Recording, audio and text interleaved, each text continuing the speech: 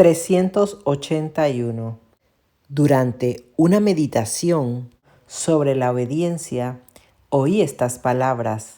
En esta meditación, el sacerdote habla de modo especial para ti.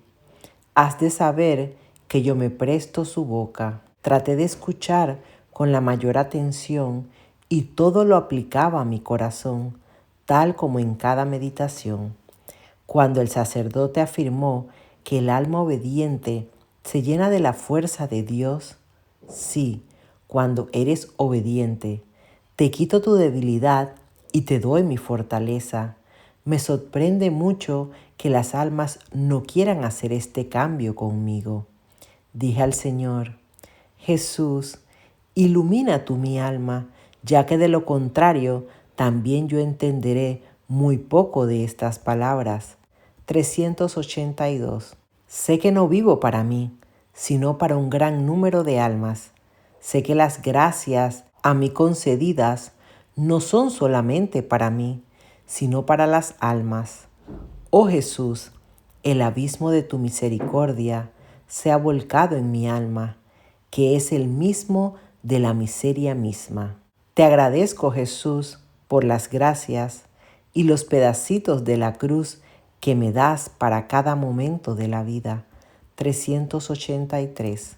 Al comienzo de los ejercicios espirituales, vi al Señor Jesús clavado en la cruz en el techo de la capilla, mirando con gran amor a las hermanas, pero no a todas. Había 3 hermanas a las cuales dirigió una mirada severa. No sé por qué razón. Sé solamente que es una cosa terrible ver tal mirada, que es una mirada del juez severo. Aquella mirada no me correspondía. Sin embargo, me paralizó el miedo. Cuando lo escribo, tiemblo toda. No me atreví a decir a Jesús ni una sola palabra. Las fuerzas físicas me abandonaron y pensé que no resistiría hasta el fin de la prédica. Al día siguiente volví a ver lo mismo que la primera vez y me atreví a decir estas palabras: Oh Jesús, qué grande es tu misericordia. Al tercer día se repitió otra vez la misma mirada sobre todas las hermanas con gran benevolencia, excepto esas 3 hermanas. Entonces me llené de atrevimiento que venía del amor hacia el prójimo y dije al Señor: Tú eres la misericordia misma, como tú mismo me has dicho, pues te ruego, por el poder de tu misericordia, vuelve tu mirada bondadosa también a esas 3 hermanas. Y, si esto no es según tu sabiduría, te ruego hacer un cambio. Que tu mirada bondadosa hacia mi alma sea para ellas, y que tu mirada severa hacia sus almas sea para mí.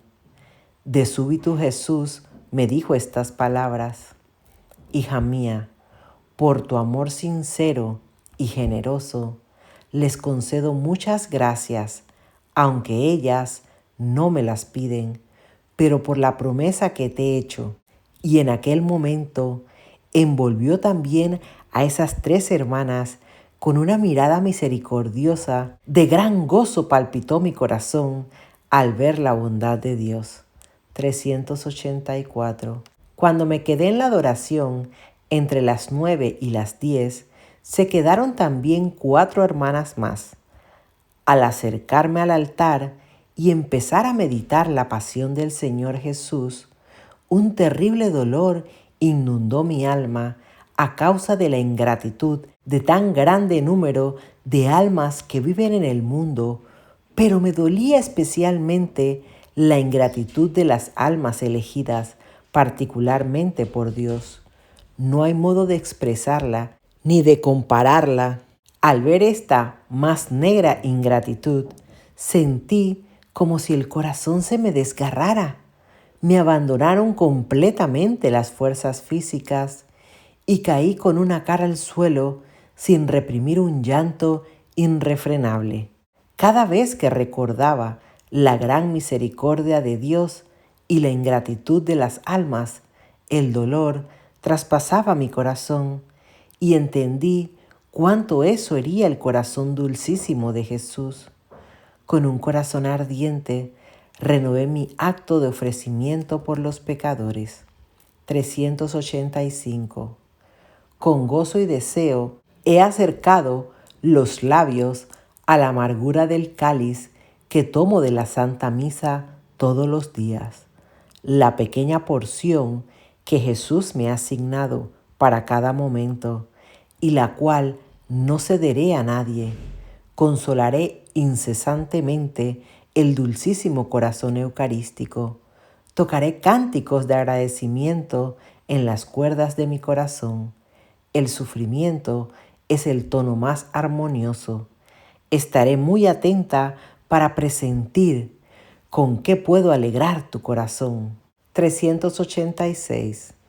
Siento que Dios me permitirá levantar el velo para que la tierra no dude de su bondad.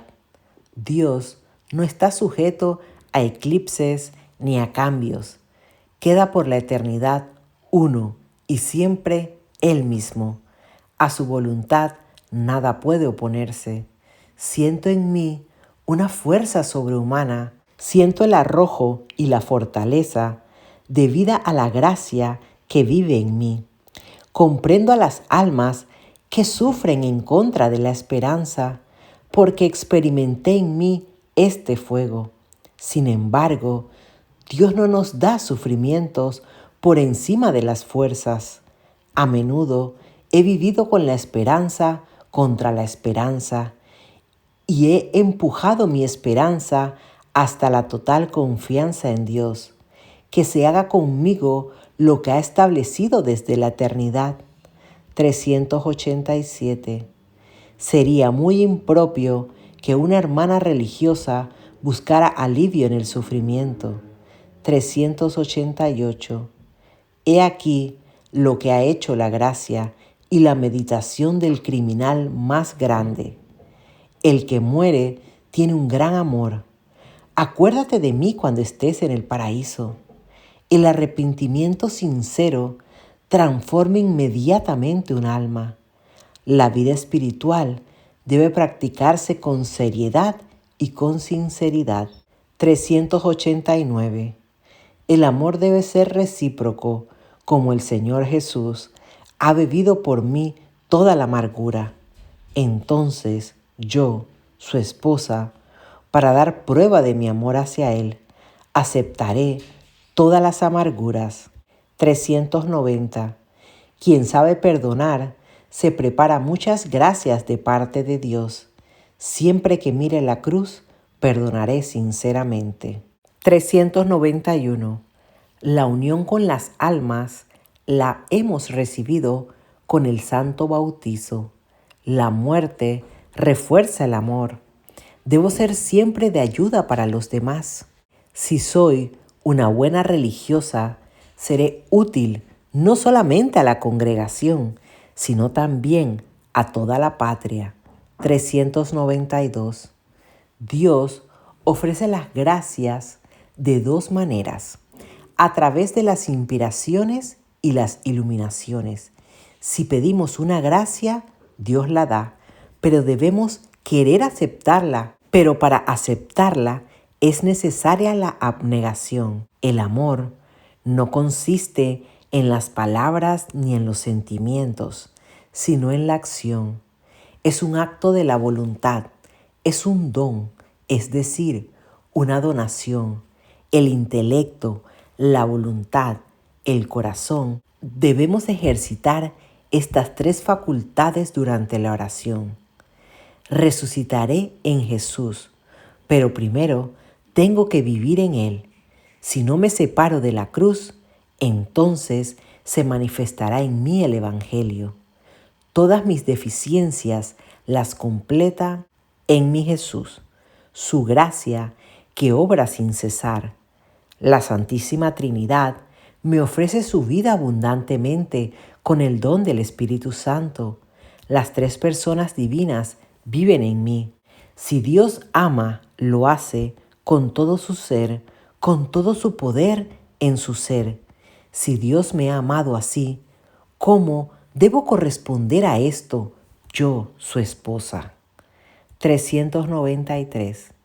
Durante una prédica, Jesús me dijo: en el pequeño racimo elegido, tú eres una uva dulce. Deseo el jugo que circula en ti se transmita a otras almas. 394. Durante la renovación, vi al Señor Jesús del lado de la epístola, con una túnica blanca y un cinturón de oro, y en la mano tenía una espada terrible. Eso duró hasta el momento en que las hermanas comenzaran a renovar los votos. Súbitamente vi una claridad inconcebible. Delante de esa claridad vi una nube blanca en una forma de balanza. En aquel momento se acercó el Señor Jesús y puso la espada sobre uno de los platillos, y éste, con todo aquel peso, bajó hasta la tierra, y faltó poco para que la tocara completamente. Justo entonces las hermanas terminaron de renovar los votos. De repente vi a los ángeles que cada una de las hermanas tomaron algo en un recipiente de oro, en forma como de un incensario. Cuando recogieron de todas las hermanas y pusieron el recipiente en el segundo platillo, este prevaleció sobre el primero, en el cual había sido puesta la espada.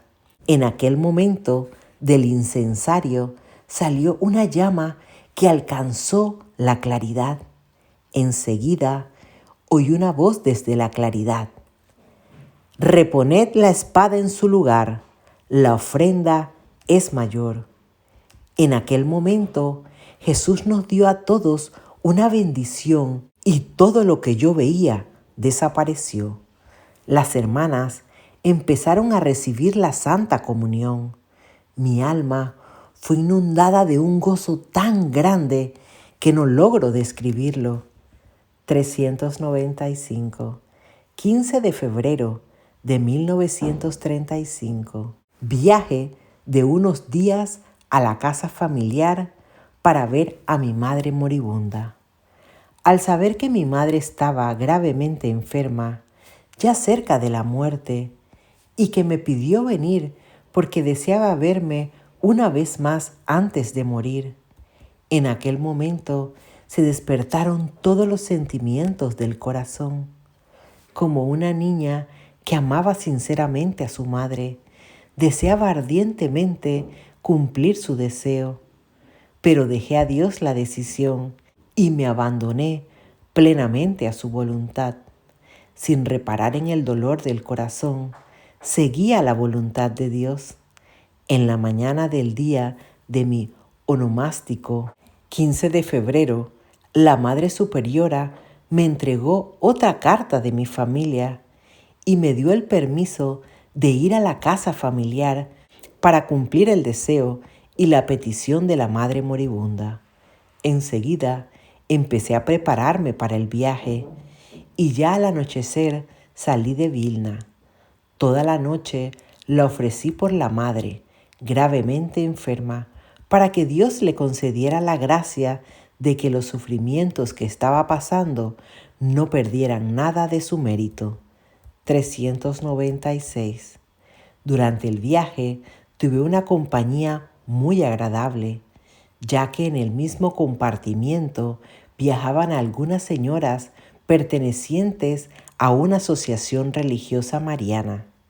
Sentí que una de ellas sufría mucho y que en su alma se desarrollaba una lucha encarnizada. Comencé a rezar mentalmente por ella. A las 11, las demás señoras pasaron al otro compartimiento para platicar mientras nosotras nos quedábamos solas. Sentía que mi plegaria había provocado en ella una lucha aún mayor. Yo no la consolaba, sino que rezaba con más ardor. Por fin, esa alma se dirigió a mí y me pidió que le dijera si ella tenía la obligación de cumplir cierta promesa hecha a Dios. En aquel momento conocí dentro de mí qué promesa era y le contesté: usted está absolutamente obligada a cumplir esta promesa, porque de lo contrario será infeliz durante toda su vida. Este pensamiento no la dejará en paz. Sorprendida de esa respuesta, reveló delante de mí toda su alma. Era una maestra que antes de examinarse hizo a Dios la promesa que si pasaba los exámenes se dedicaría al servicio de Dios, es decir, entraría en el convento. Pero dijo, después de aprobar muy bien los exámenes, ahora me he dejado llevar por el torbellino del mundo y no quiero entrar en el convento, pero la conciencia no me deja en paz y a pesar de las distracciones me siento siempre descontenta. Tras una larga conversación, esa persona fue completamente cambiada y dijo que inmediatamente emprendería gestiones para ser recibida en un convento. Me pidió que rogara por ella. Sentí que Dios no le escatimaría sus gracias. 397. Por la mañana llegué a Varsovia y a las 8 de la noche ya estaba en casa. Es difícil describir la alegría de los padres y de toda la familia. Mi madre mejoró un poco, pero el médico no daba ninguna esperanza para su restablecimiento completo. Después de saludarnos, nos arrodillamos todos para agradecer a Dios por la gracia de podernos ver todos una vez más en la vida. 398. Al ver cómo rezaba mi padre, me avergoncé mucho, porque yo después de tantos años en el convento, no sabía rezar con tanta sinceridad y tanto ardor. No dejo de agradecer a Dios por los padres que tengo. 399. Oh, cómo ha cambiado todo en estos 10 años. Todo es desconocido. El jardín era tan pequeño y ahora es irreconocible. Los hermanos y las hermanas eran todavía pequeños y ahora no los puedo reconocer. Todos grandes, y me sorprendí de no haberles encontrado tales como eran cuando nos habíamos separado. 400. Estacio me acompañaba a la iglesia todos los días. Sentía que aquella querida alma era muy agradable a Dios. El último día, cuando ya no había nadie en la iglesia, fui con él delante del Santísimo Sacramento y rezamos juntos el Te Deum. Tras un instante de silencio, ofrecí esta querida alma al dulcísimo corazón de Jesús. Cuanto pude rezar en esta iglesia, recordé todas las gracias que en este lugar había recibido y que en aquel tiempo no comprendía y a menudo abusaba de ellas. Y me sorprendí yo mismo de cómo había podido ser tan ciega. Mientras reflexionaba y lamentaba mi ceguera, de súbito vi al Señor Jesús resplandeciente de una belleza inexpresable, que me dijo con benevolencia: «Oh, elegida mía, te colmaré con gracias aún mayores, para que seas testigo de mi infinita misericordia por toda la eternidad». 401. Aquellos días en casa me pasaron entre mucha compañía, porque todos quisieron verme y decirme algunas palabras. Muchas veces conté hasta 25 personas. Les interesaron mis relatos sobre la vida de los santos. Me imaginaba que nuestra casa era una verdadera casa de Dios, porque cada noche se hablaba en ella solo de Dios. Cuando, cansada de relatar y deseosa de la soledad y del silencio, me aparté por la noche al jardín para poder hablar con Dios a solas. ni siquiera conseguí esto, ya que vinieron enseguida los hermanos y las hermanas y me llevaron a casa y tuve que seguir hablando, todos los ojos clavados en mí.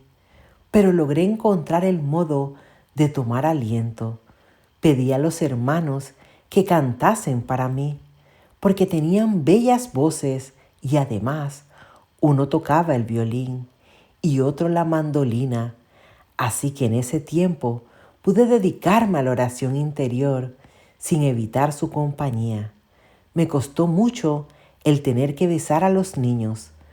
Venían las vecinas con los niños y pedían que los tomara al menos un momento en los brazos y les diera un beso.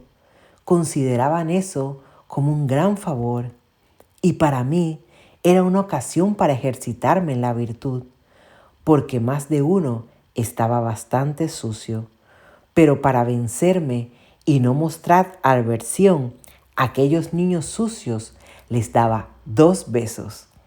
Una vecina trajo a su niño enfermo de los ojos, los cuales estaban llenos de pus, y me dijo: «Hermana, tómalo en sus brazos un momento».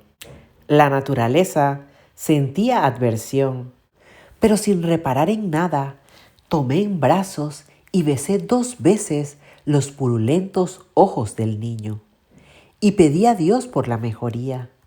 Tuve muchas ocasiones para ejercitarme en la virtud.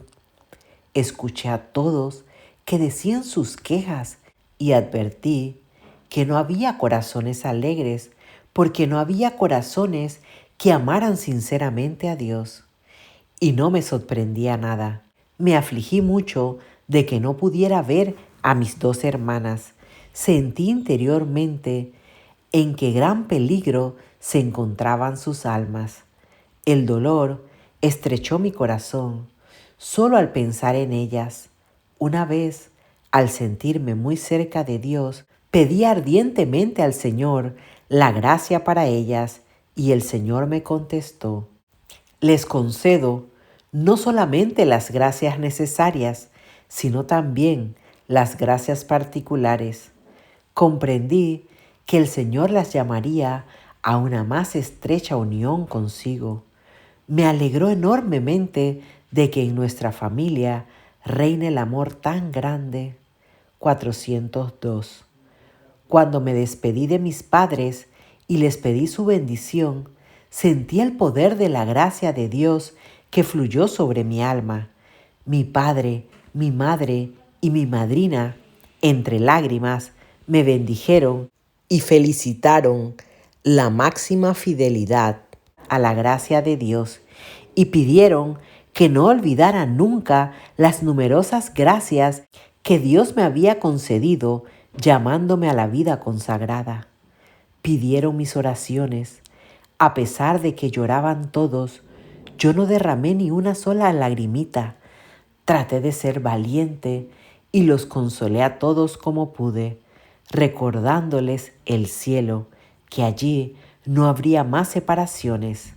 Estacio me acompañó al automóvil. Le dije cuánto Dios ama a las almas puras. Le aseguré de que Dios estaba contento con él, mientras le hablaba de la bondad de Dios y de cómo Dios piensa en nosotros. Se puso a llorar como un niño pequeño, y yo no me sorprendí porque es un alma pura, pues conoce a Dios fácilmente. 403. Cuando subí al automóvil, desahogué el corazón y también me puse a llorar de alegría como una niña, porque Dios concedía tantas gracias a nuestra familia, y me sumergí en una oración de agradecimiento. 404. Por la noche estaba ya en Varsovia. Primero saludé al dueño de casa y después saludé a toda la comunidad. Cuando, antes de ir a descansar, fui a decir buenas noches al Señor y le pedí perdón por haber hablado tan poco con Él durante mi estancia en casa. Oí en el alma una voz: «Estoy muy contento de que no hayas hablado conmigo y que hayas dado a conocer mi bondad a las almas. y las hayas invitado a amarme. 405. La Madre Superiora me dijo que al día siguiente iríamos a Josefinec, las dos, y que yo tendría la oportunidad de hablar con la Madre General. Me alegré muchísimo de eso. La Madre General, como siempre, la misma, llena de bondad, serenidad y Espíritu de Dios. Hablé con ella mucho tiempo. Asistimos a un oficio de la tarde. Cantaron las letanías del Sagrado Corazón de Jesús. El Señor Jesús estaba expuesto en la custodia. Un momento después vi al pequeño Señor Jesús que salió de la hostia. Él mismo descansó en mis brazos. 406. Eso duró un breve momento. Una enorme alegría inundó mi alma. El niño Jesús tenía el mismo aspecto que cuando entré en la pequeña capilla junto con la Madre Superiora, anteriormente mi maestra, María Josefina. 407. Al día siguiente estaba ya en mi querida Vilna. Oh, cómo me sentí feliz de haber vuelto a nuestro convento. Me parecía como si entrara otra vez. No dejaba de alegrarme del silencio y de la calma gracias a las cuales el alma se sumerge en Dios tan fácilmente. Todos le ayudan en esto y nadie estorba. La Cuaresma. 408. Cuando me sumerjo en la pasión del Señor, a menudo en la adoración veo al Señor Jesús bajo este aspecto. Después de la flagelación, los verdugos tomaron al Señor y le quitaron su propia túnica, ya que se había pegado a las llagas. Mientras la despojaban, volvieron a abrirse sus llagas. Luego vistieron al Señor con un manto rojo, sucio y despedazado, sobre las llagas abiertas. El manto llegaba a las rodillas solamente en algunos lugares. Mandaron al Señor sentarse en un pedazo de madero y entonces trenzaron una corona de espina y ciñeron con ella la sagrada cabeza. Pusieron una caña en su mano y se burlaban de él, homenajeándolo como a un rey. Le escupían en la cara y otros tomaban la caña y le pegaban en la cabeza. Otros le producían dolor a puñetazos y otros le taparon la cara y le golpeaban con los puños. Jesús lo soportaba silenciosamente. ¿Quién puede entender su dolor?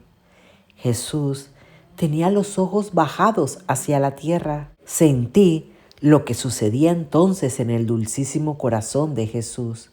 Que cada alma medite lo que Jesús sufría en aquel momento. Competían en insultar al Señor. Yo pensaba, ¿de dónde podía proceder tanta maldad en el hombre? La provocaba el pecado.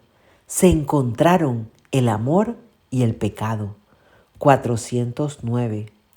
Cuando, junto con una hermana, estábamos en un templo durante la Santa Misa, sentí la grandeza y la majestad de Dios. Sentía que aquel templo estaba impregnado de Dios. Su majestad me envolvió. A pesar de darme miedo, me llenaba de calma y alegría. Conocí que nada podía oponerse a su voluntad. Oh, si todas las almas supieran quién vive en nuestros templos, no habrían tantos insultos y tantas faltas de respeto en aquellos lugares santos.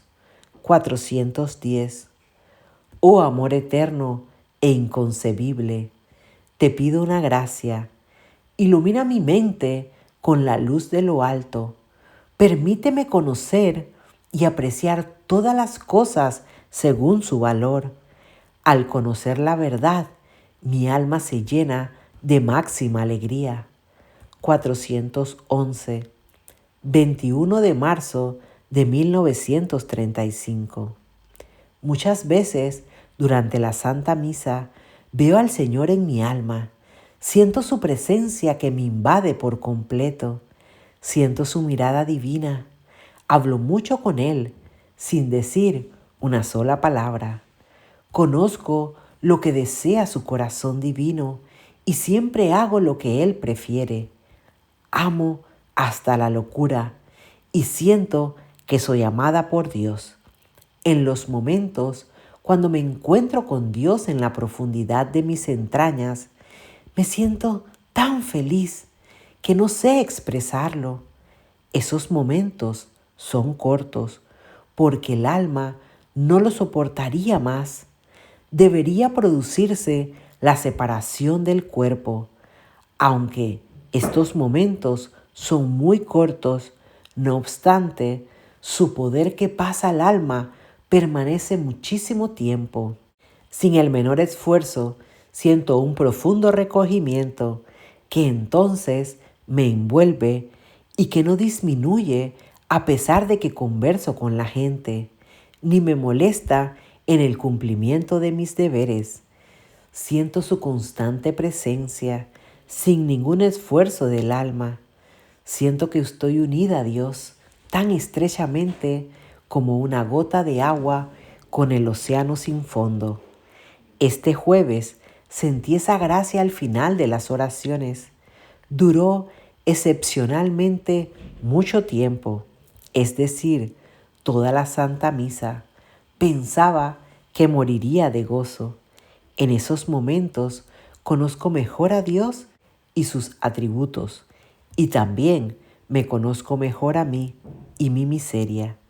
Y me sorprende que Dios se humille tanto hacia un alma tan miserable como la mía.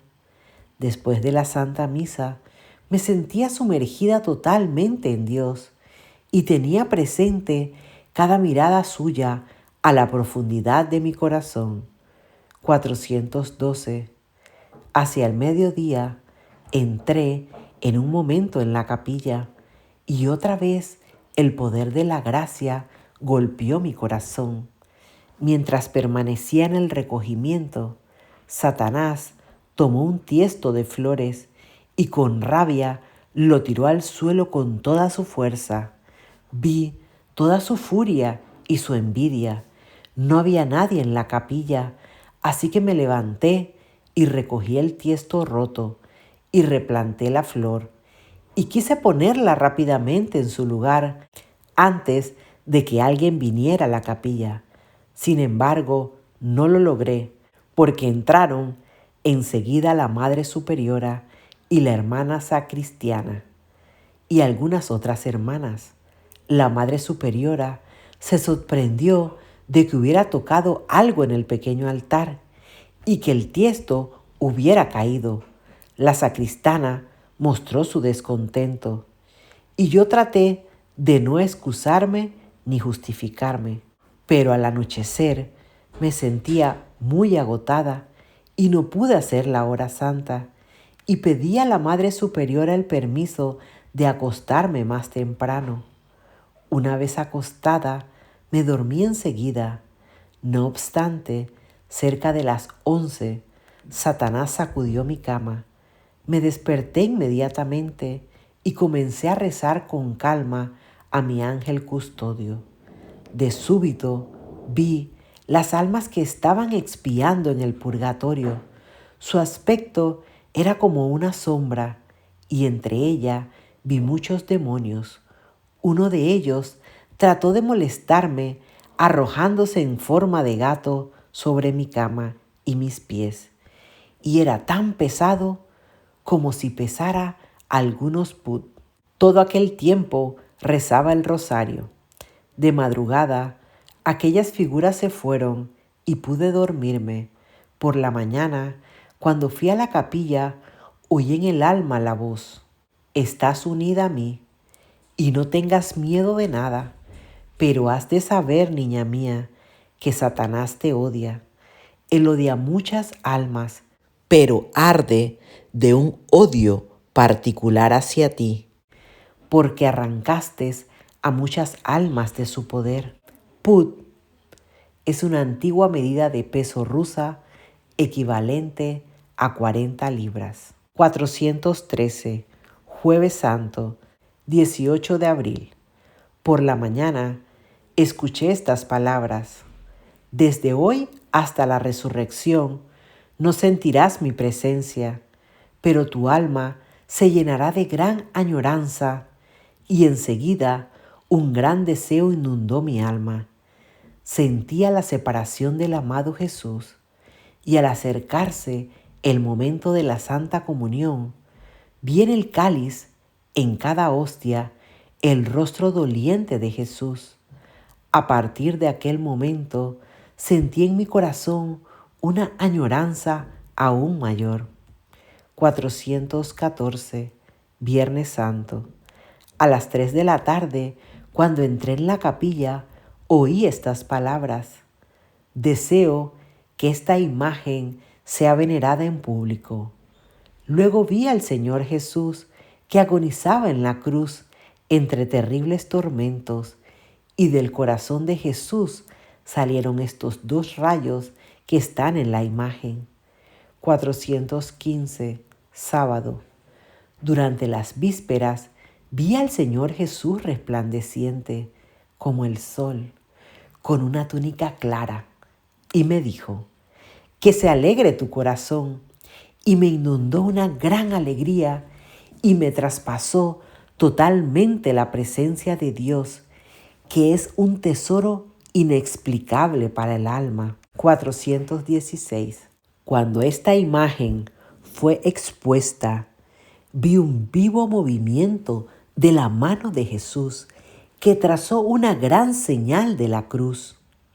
Por la noche del mismo día, al acostarme, vi que la imagen estaba pasando sobre una ciudad, y aquella ciudad estaba cubierta de redes y de trampas. Jesús, al pasar, cortó todas las redes y por fin trazó una gran señal de la Santa Cruz y desapareció.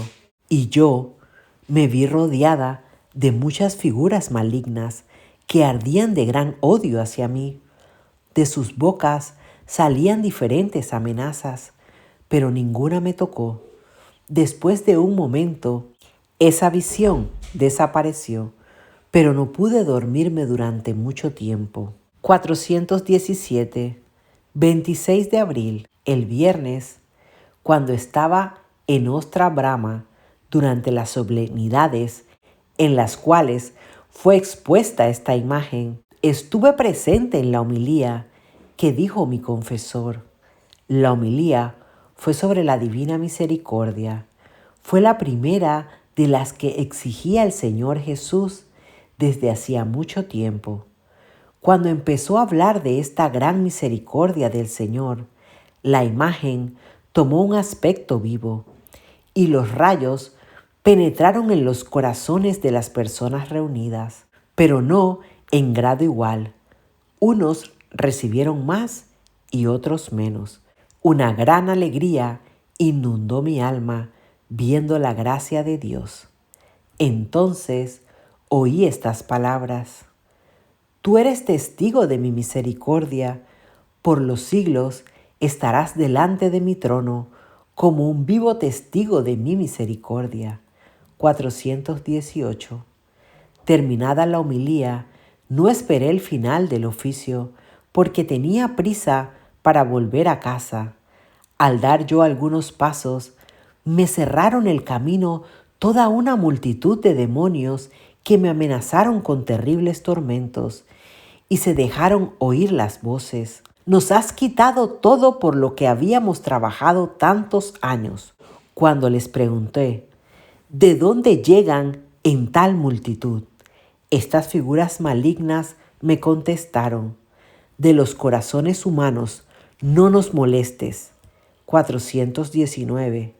Viendo su tremendo odio hacia mí, entonces pedí ayuda al ángel custodio, y de un solo momento apareció la figura luminosa y radiante del ángel de la guardia, que me dijo: no tengas miedo, esposa de mi Señor. Estos espíritus no te van a hacer ningún mal sin su permiso. Los espíritus malignos desaparecieron enseguida y el fiel ángel de la guarda me acompañó de modo visible hasta la casa misma. Su mirada era modesta y serena, y de la frente brotaba un rayo de fuego. Oh Jesús, desearía fatigarme y cansarme y sufrir durante toda la vida por este único momento en que vi tu gloria, Señor, y los beneficios de las almas. Domingo 28 de abril de 1935. 420. El primer domingo después de la Pascua de Resurrección, es decir, fiesta de la misericordia del Señor, clausura del jubileo de redención. Cuando fuimos a esta solemnidad, el corazón me latía de alegría por estar unidas estas dos solemnidades tan estrechamente. Pedí a Dios la misericordia para las almas pecadoras. Cuando terminó el oficio y el sacerdote tomó el Santísimo Sacramento para impartir la bendición, súbitamente vi al Señor Jesús con el mismo aspecto que tiene en esta imagen. El Señor impartió la bendición y los rayos se extendieron sobre todo el mundo. De repente vi una claridad inaccesible en forma de una habitación de cristal, tejida de onda de luz impenetrable. A cualquier criatura o espíritu, para entrar en la claridad, habían 3 puertas. En ese instante, Jesús, con el mismo aspecto que tiene en la imagen, entró en aquel resplandor a través de la segunda puerta hasta el interior de la unidad. Es la unidad trinitaria, que es inconcebible, infinita. Oí la voz. Esta fiesta ha salido de las entrañas de mi misericordia y está confirmada en el abismo de mis gracias. Toda alma que cree y tiene confianza en mi misericordia, la obtendrá.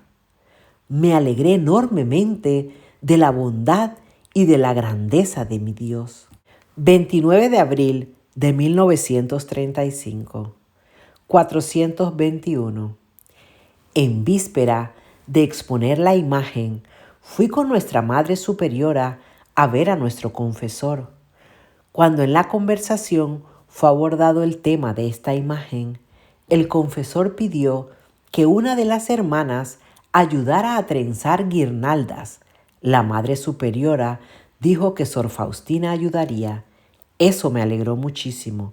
Cuando regresamos a casa, me dediqué enseguida a preparar los ramos verdes y con ayuda de una de las alumnas los transportamos. Ayudó también una persona que trabaja cerca de la iglesia. A las 7 de la tarde estaba ya todo listo. La imagen estaba ya colgada. Sin embargo, algunas señoras notaron que yo iba y venía por allí, ya que seguramente más estorbaba que ayudaba. Pues, al día siguiente, preguntaron a las hermanas qué cosa era aquella bella imagen y qué significado tenía. Ustedes, hermanas, lo sabrán seguramente, porque ayer una de las hermanas la adornaba. Las hermanas, muy sorprendidas porque no sabían nada, todas quisieron verla y enseguida sospecharon de mí. Decían: Sor Faustina lo sabrá seguramente todo. Cuando empezaron a preguntarme, callaba, porque no pude decir la verdad. Mi silencio incitó su curiosidad. Redoblé mi vigilancia para no mentir ni decir la verdad, porque no tenía permiso. Entonces empezaron a mostrarme su descontento y a reprocharme abiertamente. ¿Cómo es posible que la gente de afuera lo sepa y nosotras no? Empezaron diferentes juicios sobre mí. Sufrí mucho durante 3 días, pero una extraña fuerza entró en mi alma. Me alegré de poder sufrir para Dios y para las almas que habían obtenido su misericordia en esos días. Al ver tantas almas que habían obtenido la misericordia de Dios en esos días, considero nada las fatigas y el sufrimiento, aunque sean las más grandes, y aunque duren hasta el fin del mundo, porque ellos tienen límite mientras las almas que se han convertido son salvadas de los tormentos que nunca tienen fin. Experimentaba un gran gozo viendo a otros que volvían a la fuente de la felicidad, al seno de la divina misericordia. 422. Viendo la dedicación y el empeño del padre Soposco en este asunto, admiraba en él su paciencia y su humildad. Todo esto costó no solo mucho empeño y varios disgustos, sino también mucho dinero, y todo lo subvencionó el padre Soposco. Veo que la providencia divina lo había preparado a cumplir esta obra de la misericordia antes de que yo lo pidiera a Dios. Oh, qué misteriosos son tus caminos, Dios. Felices las almas que siguen la voz de la gracia de Dios.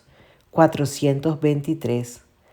Oh alma mía, adora al Señor por todo y glorifica su misericordia, porque su bondad no tiene límites. Todo pasará, pero su misericordia no tiene límites ni fin. Si bien la maldad llega a llenar su medida, en la misericordia no hay medida. Oh Dios mío, aun en los castigos con que hieres la tierra, veo el abismo de tu misericordia, porque castigándonos aquí en la tierra, nos liberas del castigo eterno. Alégrense todas las criaturas, porque están más cerca de Dios en su infinita misericordia que el niño recién nacido del corazón de su madre. Oh Dios, que eres la piedad misma para los más grandes pecadores arrepentidos sinceramente. Cuanto más grande es el pecador, tanto mayor es el derecho que tiene a la divina misericordia. 424. En un momento, 12 de mayo de 1935, por la noche, apenas me acosté, me dormí. Pero si me dormí rápidamente, más rápidamente todavía, fui despertada y vino a mí un niño pequeño y me despertó. Este niño podía tener cerca de 1 año y me sorprendí de que hablara muy bien, ya que los niños de esta edad no hablan nada o hablan de manera poco comprensible. Era indecisiblemente bello, parecido al niño Jesús, y me dijo estas palabras: mira al cielo. Y cuando miré al cielo, vi las estrellas brillantes y la luna. Ese niño me preguntó: ¿ves la luna y las estrellas? Contesté que las veía, y él me replicó con estas palabras: aquellas estrellas son las almas de los cristianos fieles, y la luna son las almas consagradas.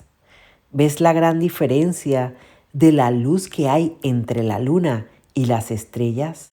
Igual de grande es en el cielo la diferencia entre el alma de un religioso y la de un cristiano fiel.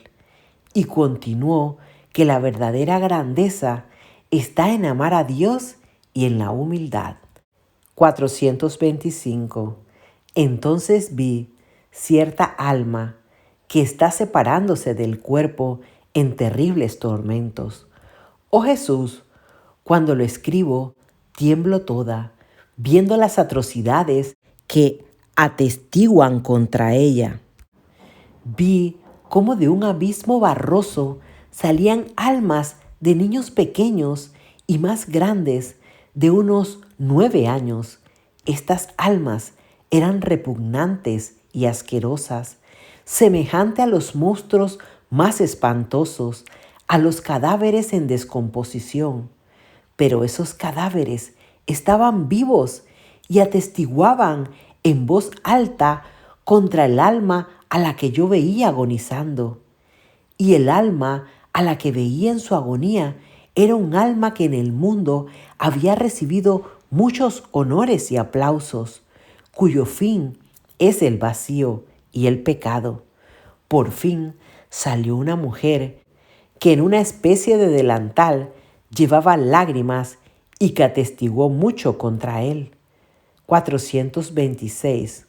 Oh, hora terrible en la que se nos presentan todas nuestras obras en su completa desnudez y miseria.